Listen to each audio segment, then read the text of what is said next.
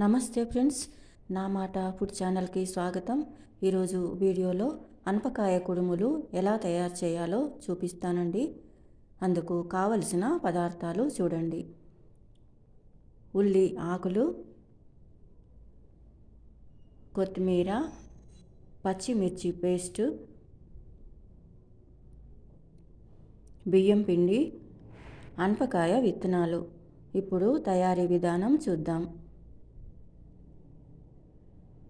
ఒక గిన్నెలో 1.5 గ్లాస్ బియ్యం పిండి వేస్తున్నాను. మెత్తని పిండిలాగా కాకుండా రవ్వలాగా కాకుండా మీడియంగా ఉండేటట్టు గ్రైండ్ చేసి తీసుకున్నాను. సన్నపు రవ్వలాగా గ్రైండ్ చేసుకోవాలండి.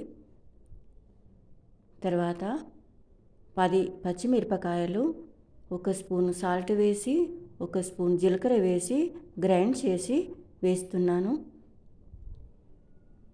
తర్వాత 2 స్పూన్ల సాల్ట్ పిండిలో వేస్తున్నానండి.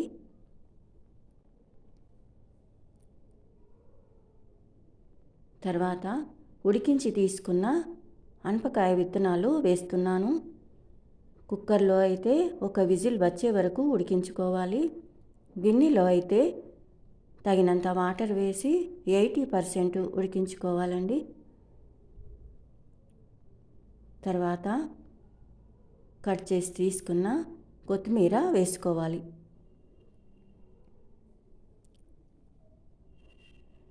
తర్వాత చిన్నగా కట్ చేసిన ఉల్లి ఆకులు వేసుకోవాలండి.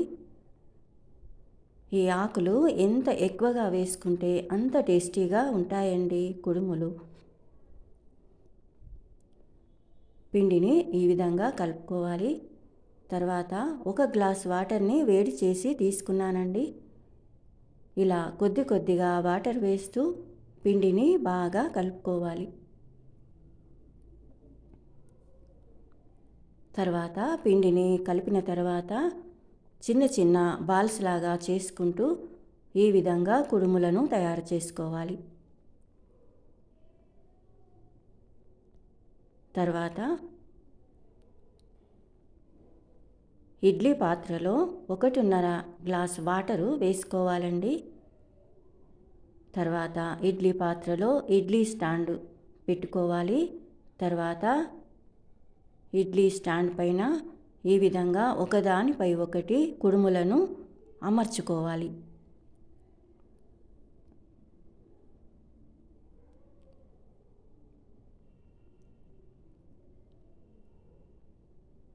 తర్వాత స్టవ్ ఆన్ చేసుకుని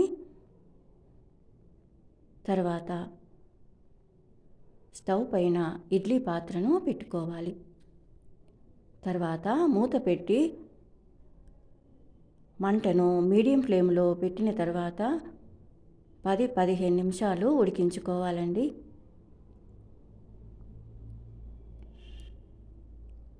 ఈ విధంగా తయారు చేసుకున్న కుడుములు చాలా టేస్టీగా ఉంటాయండి. ఇలా స్పూన్తో చూసినప్పుడు పిండి అంటుకోకుండా ఉండాలండి. పిండి అంటుకున్నట్లయితే మరో 2-3 నిమిషాలు మంటను సిమ్లో పెట్టి ఉడికించుకోవాలి.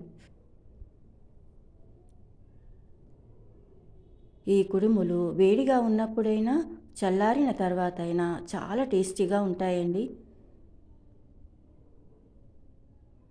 తర్వాత ఈ విధంగా చూసినప్పుడు ఇలా పిండి అంటుకోకుండా ఉండాలండి. ఇప్పుడు స్టవ్ ఆఫ్ చేసుకోవాలి.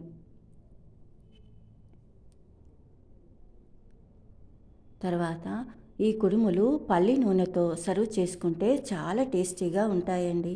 చూశారు కదా అనపకాయ కుడుములు తయారీ విధానం. Thank you for watching.